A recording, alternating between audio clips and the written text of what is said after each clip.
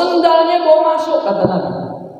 Takut hilang ya Rasulullah. Enggak ada maling zaman Nabi. Ya, kan? Kalau sekarang sendal bisa hilang hadirin, ya kan? Sendal kulit keluar pakai sendal jepit hadirin, hilang ya kan? Bawa sendal masuk dalam kata Nabi. Kenapa ya Rasulullah? Orang Yahudi sholatnya lepas sendal. Saya nggak mau mirip seperti mereka. Pakai sendal. Tapi begitu sampai masjid, sendalnya dicopot, diri di atas sendal. Diri di atas, sendalnya dicopot, diri di atas. Jadi kalau itu sendal bawahnya ada najis, sholatnya tetap sah karena diri di atas. Tapi kalau sendalnya dipakai, di bawahnya ada najis, sholatnya nggak sah.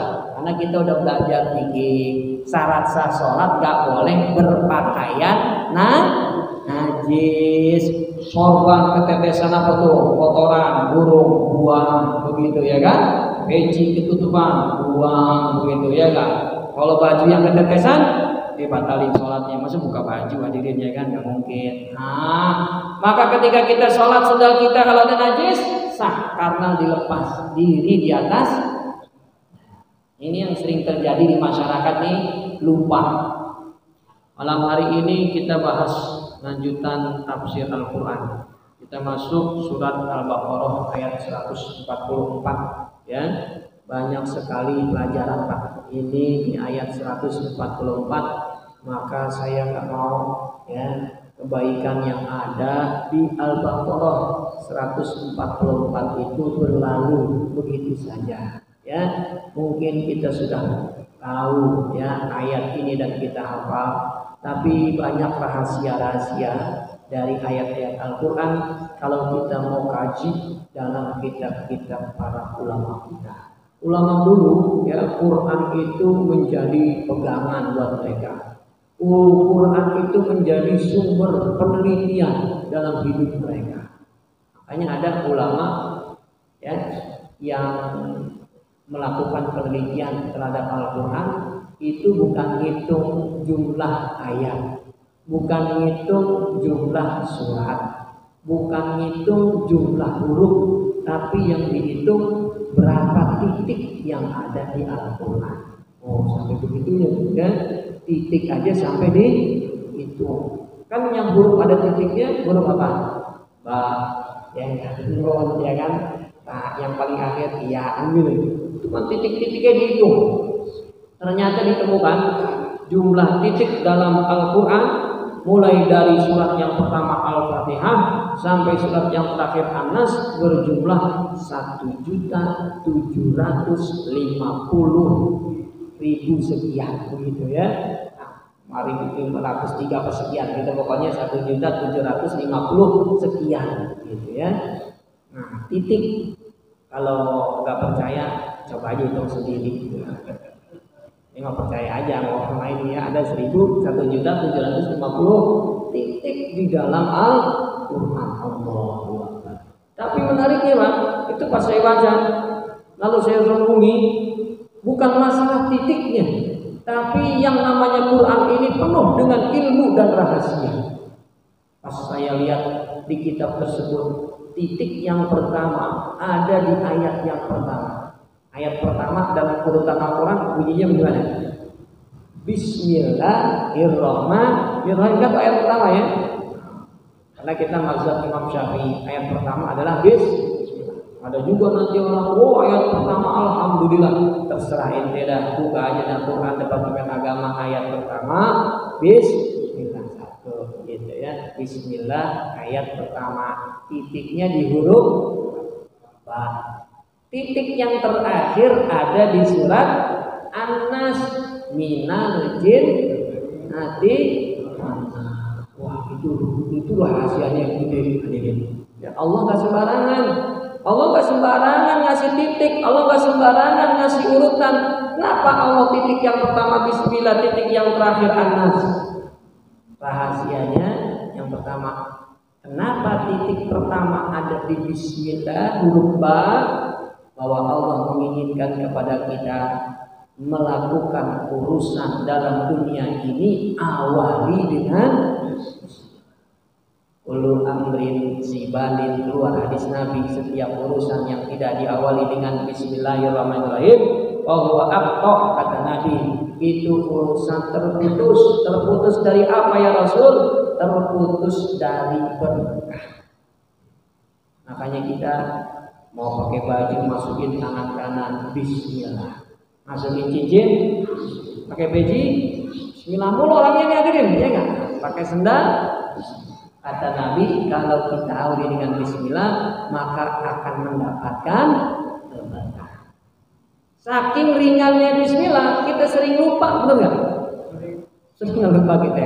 Enggak apa-apa bismillahirrahmanirrahim. Lupa kita baca bismillah. Saking gampangnya itu amalan, jadi kita sering lupa.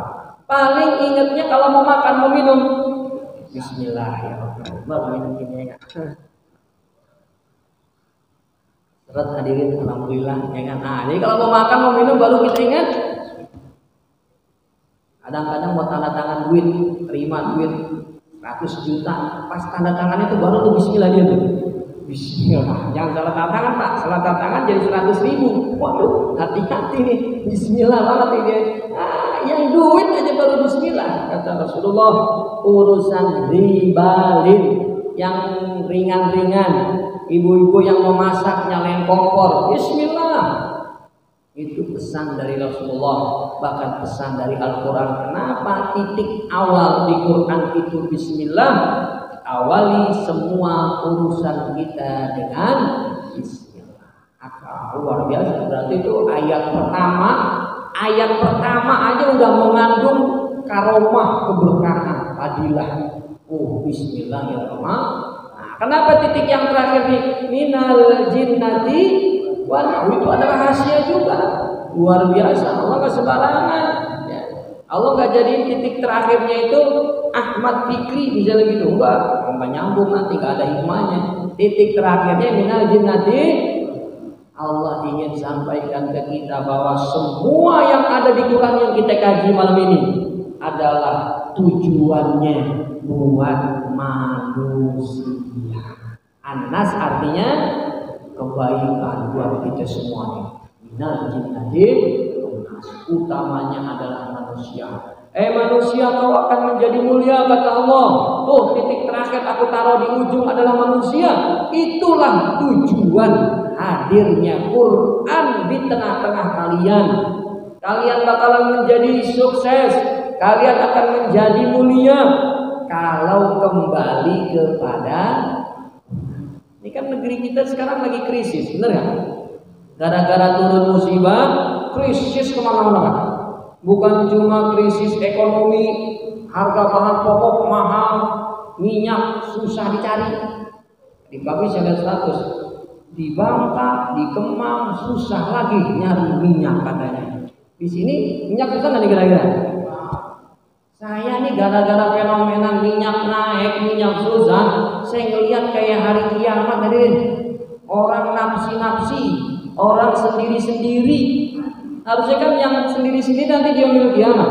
Yauma yafirrul mar'u, bapak pergi meninggalkan ibunya, ibu pergi ninggalin suaminya, anak pergi ninggalin keluarganya. Itu gara-gara minyak aja udah terjadi tuh Pak. Bapaknya izin, Bu, bapak pergi dulu ke Indomaret mau beli minyak 2 kilo. Habis itu ibunya gantian, Pak gantian, bapak di rumah, saya ke Indomaret. Kenapa jadi nafsi hadirin? Nanti kan hari kiamat baru pada lari. Bukan lari Pak Ustaz, itu emang dibatasin seorang 2, kalau dibatasin kirain dan nafsi hari kiamat kalian ini tahwilihi min baitil maqdis ilal Ka'bah. Yang masyhur di kalangan para ulama tafsir, meskipun terjadi perdebatan, perbedaan di kalangan mereka ketika membahas Al-Baqarah 144 ini, yang paling masyhur, yang paling rajih, ini ayat menggambarkan Nabi sedang nunggu ya doanya diijabah, pindahin kiblatnya dari Masjidil Aqsa ke Masjidil. Nabi lagi nunggu katanya. Lagi nunggu ya. Wa ruwiya an Ibnu Abbas annahu qala, ya bawaan ada apa tuh? Gongsi apa tuh? Gongsi bacai. Ya, apa yang akan kalian jawab nanti ketika berjumpa dengan Rasulullah Shallallahu Alaihi Wasallam? Karena prinsip dasar Nabi gak mau ibadah umatnya mirip seperti orang. Nabi gak mau banget, gak suka. Saking Nabi gak suka, Pak. Nabi itu waktu hidup di Madinah bangun masjid namanya Masjid Nabawi. Beliau pesankan kepada sahabat, ayo sahabat yang masuk ke masjid, masuk, sendalnya bawa masuk, kata Nabi. Takut hilang ya Rasulullah? Enggak ada maling zaman Nabi. Ya, kan? Kalau sekarang sendal bisa hilang dirinya, ya kan? Sendal kulit keluar pakai sendal jepit tadi hilang, ya kan? Bawa sendal masuk dalam, kata Nabi. Kenapa ya Rasulullah? Orang Yahudi sholatnya lepas sendal. Saya nggak mau mirip seperti mereka. Pakai sendal. Tapi begitu sampai masjid, sendalnya dicopot, diri di atas sendal. Diri di atas, sendalnya dicopot, diri di atas. Jadi kalau itu sendal bawahnya ada najis, sholatnya tetap sah karena diri di atas. Tapi kalau sendalnya dipakai, di bawahnya ada najis, sholatnya nggak sah. Karena kita udah belajar fikih, syarat sah sholat nggak boleh berpakaian najis. Sorban, ketetesan apa tuh? Kotoran, burung, buang, begitu ya kan? Peci ketutupan, buang, begitu ya kan? Kalau baju yang ketetesan, dibatalin sholatnya. Masa buka baju hadirin ya kan? Nggak mungkin. Maka ketika kita sholat sendal kita kalau ada najis, sah karena dilepas diri di atas. Ini yang sering terjadi di masyarakat nih, lupa. Apalagi lagi pandemi. Apa itu jamaah kita ini terpapar COVID-19. Sholatnya, jenazahnya di atas mobil. Dia nggak boleh masuk ke masjid. Maka sholatnya dibakar. Jamaah yang sholat ada pakai. Nah, sendalnya nggak dicopot, dipakai juga begitu. Kalau ada najis, sholat jenazahnya nggak sah, kan habis sudah, ya. Nah inilah yang nggak paham fikih, bahaya. Maka kalau kita sholat jenazahnya di mobil, kita sholat di luar, sendalnya copot, diri di atas sendal, sholatnya sah. Walaupun di bawahnya ada najis, seperti dikiaskan oleh para ulama sholat di atas safety tank. Tahu safety tank? Kan bawahnya najis, itu sholatnya sah walaupun di bawahnya najis, cuma makruh kata ulama fikih. Makruh, kenapa makruh? Dibenci karena takut nanti kalau tuh orang jatuh siapa yang mau nolongin kira-kira ya kan. Terus barangan aja sholat di atas safety tank, jatuh gitu kan ditolongin ya kan. Sama kayak orang sholat di atas genteng, sah ya kalau hukumnya dijalanin. Tapi kalau jatuh rubuh rasain sendiri kan begitu, makruh ya kan.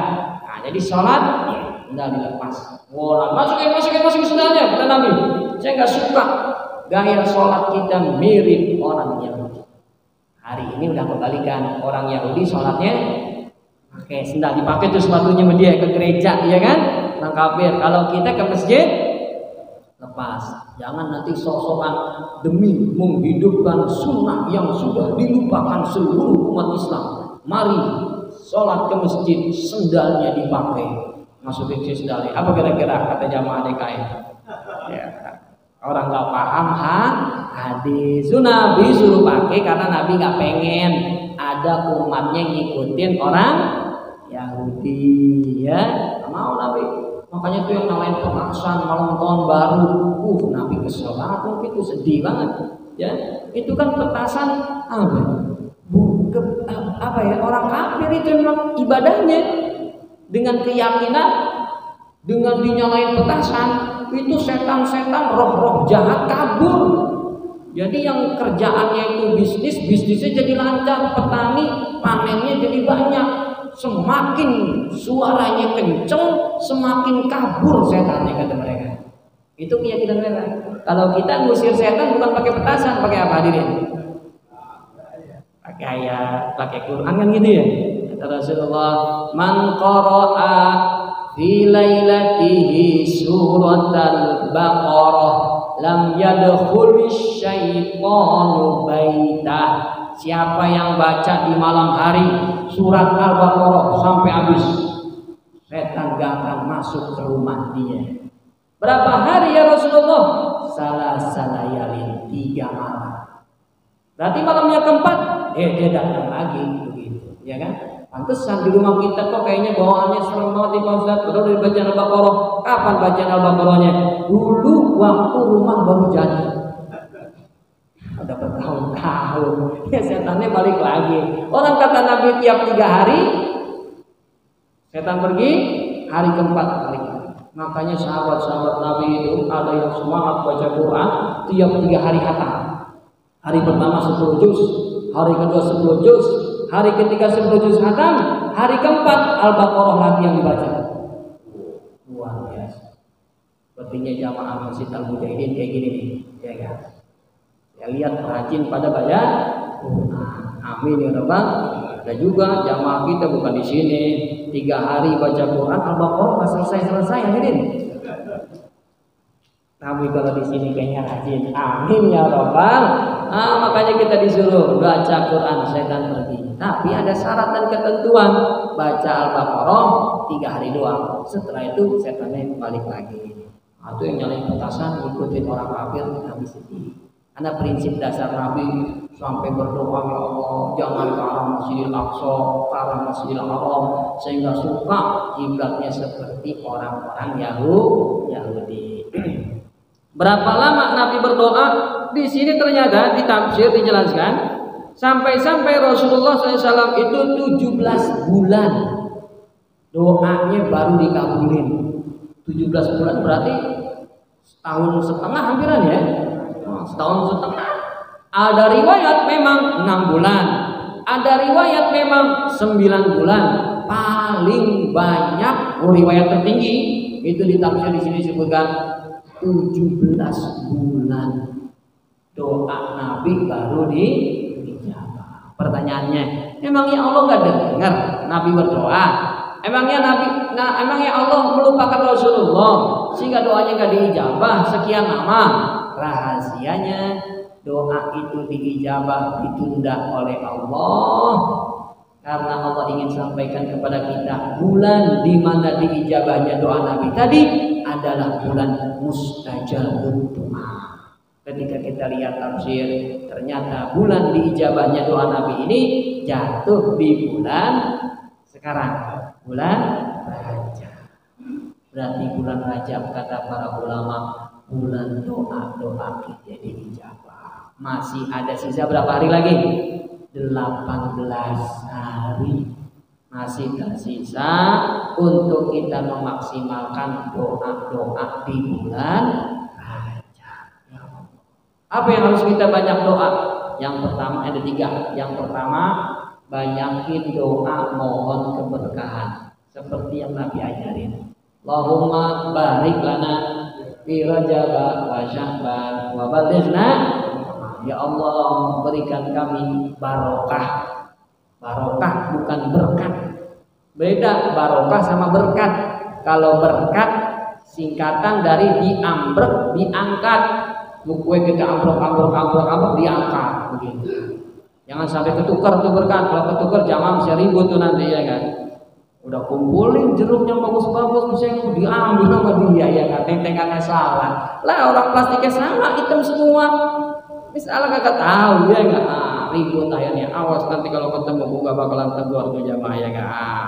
Kalau berkat diambrek tapi kalau barokah itu al khairu al kasih. Keberkahan itu artinya kebaikan yang banyak.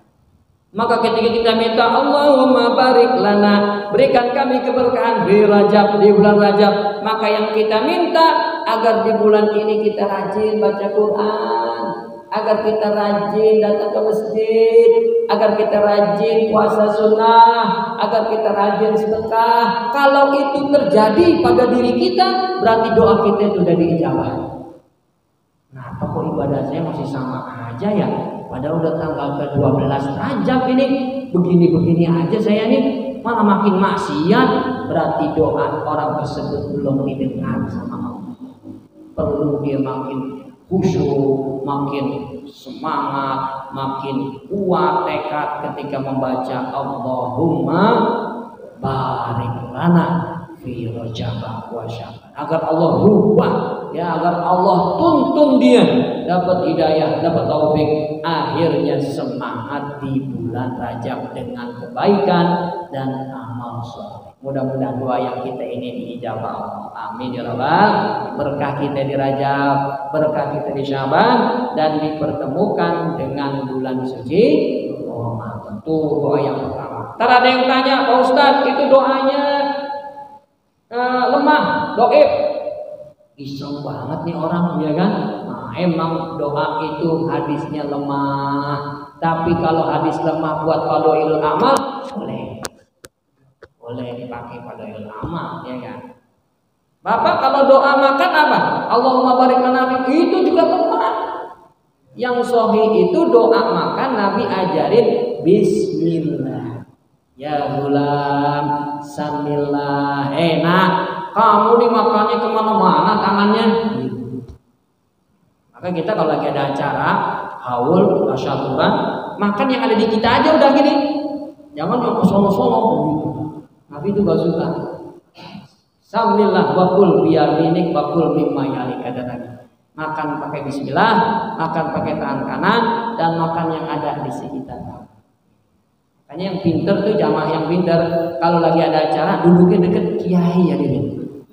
Karena dia tahu kalau deket kiai buahnya bagus, kuenya ya enggak. Giliran Pak Kiainya, "Halo Pak Kiai, bungkus dah nih kuenya." "Oh enggak dah, udah banyak." "Wah, udah banyak." Wah, kebetulan banget ya kan. Emang nih manajemennya bagus nih. Kalau jamaah begini nih, pinter dia nih, ya enggak, ngatur politiknya, ya enggak. Jadi makan pakai kanan, baca bismillah. Ini boleh, enggak usah ragu kalau ada yang tanya demikian. Doa yang kedua yang perlu kita perbanyak di bulan Rajab, selain mohon berkah, yang kedua minta karunia, anugerah. Jangan cuma minta rezeki. Jangan cuma minta. Ada orang minta rezeki, ya Razak, ya Razak, habis 100 ya Razak itu Pak. Urzuqna rizqan halalan wasi'an mubarakan fi. Berikan kami rezeki yang halal, yang barokah, yang banyak, kata malaikat. Semua orang juga dikasih rezeki. Orang kafir dikasih rezeki, orang mukmin kasih juga. Orang maksiat dikasih rezeki, orang taat juga dikasih. Maka jangan minta rezeki, semua orang dikasih. Kalau nggak percaya baca ayatnya. Wa ma min dabatin fil ardi illa 'alallahi rizquha. Semua yang berjalan di muka bumi. Wah, siapa aja yang berjalan tuh? Terserah makhluk hidup, manusia ataupun hewan. Illa 'alallahi rizquha. Semua ditanggung oleh Allah rezekinya. Semua dikasih. Bahkan orang yang maksiat dalam ayat yang lain juga dikasih. Wa iza an'amna 'alal insani a'rada wa na'a bi janibi. Ada orang kata Allah dikasih rezeki, dia lupa ibadah. Wa idza massahu syarru, tapi kalau dikasih hidup susah, ya, dikasih musibah, apa yang terjadi pada dia nih? Fazu du'ain arid. Doanya panjang, enggak habis-habis. Zikirnya pagi, siang, sore, malam. Di masjid nggak pulang-pulang. Kenapa? Hidupnya lagi. Ada nggak kayak gitu kira-kira? Nah, kalau di sini kayaknya nggak ada. Jamaah mujahidin bagus-bagus semua. Amin ya rabbal. Jadi yang namanya rezeki kata malaikat semua dikasih. Makanya jangan minta rezeki, mintanya fadlullah, karunia Allah. Apa tuh karunia Allah? Qul innal fadla biyadillah. Katakan ya Muhammad kepada umatmu, karunia itu ada di tangan Allah. Yu'tihi mayyasha. Allah akan berikan orang-orang tertentu. Gak semuanya. Itulah bedanya karunia. Pak Ustadz, ada saudara kami sakit sudah divonis gak bakalan sembuh. Besok di jalan sehat tuh. Itu namanya karunia. Itu namanya karunia. Cari tahu. Oh, ternyata bapak itu rajin sedekah. Akhirnya disembuhin penyakitnya oleh itu karunia. Ada orang usianya panjang banget, udah tua, masih bisa hadir di taklim, masih bisa sholat berjamaah. Padahal umuran seperti dia itu udah banyak yang meninggal. Itu namanya karunia. Cari tahu rahasianya apa? Oh, ternyata bapak ibu ini rajin silaturahmi. Nah, yang namanya karunia itu diketuk melalui amal kebaikan. Rajin sedekah, rajin silaturahim, ya kan? Nah, itu yang membuat Allah berikan karunia kepada sebagian kita, enggak semuanya. Hanya di surat An-Nisa Allah perintahkan, was'alullaha min fadli. Jangan minta rezeki, tapi mintalah karunia. Nah, bulan Rajab ganti doa kita atau tambahkan selain minta rezeki, minta apa tadi? Lafaznya diajarin sama Nabi, riwayat Imam Tabrani. Bunyi doanya, Allahumma inni as'aluka min fadlika wa rahmatika fa innahu la yamliku wa illa anta. Ya Allah, aku memohon kepadamu karunia dan rahmat, karena tidak ada yang memiliki karunia dan rahmat kecuali hanyalah Engkau. Menariknya Pak Bu, menariknya doa ini pakai lafaz Allahumma inni, bukan inna. Ini berarti artinya saya. Kalau ada doa bunyinya ini, itu berarti pesan dari Rasul, semua kita harus hafal. Gak cuma amin doang, gak cuma Bapak Haji doa yang baca kita aminin, Kak. Kalau ini semua harus hafal. Maka sebelum saya tutup 1 menit lagi, saya pimpin doanya. Boleh jamaah ikutin biar kita mendapatkan keberkahan dari doa yang diajarkan Rasulullah, ya. Oh, catetin, ya boleh lah catetin. Sekarang saya ijazahkan dulu. Mohon Bapak Ibu terima ijazah doa saya ini, ya. Bismillahirrahmanirrahim.